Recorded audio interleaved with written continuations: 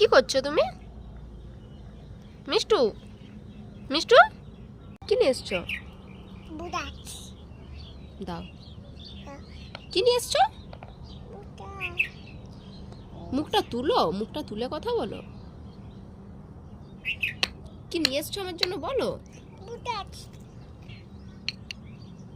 দাও, আমাকে প্রসাদ দাও। দাও মিষ্টু, দাও আমার হাতে প্রসাদ দাও। এটা প্রসাদ? এটা কি? এটা কি? আচ্ছা, খেয়ে নেব। ঠিক আছে। ঝা পড়ে গেল।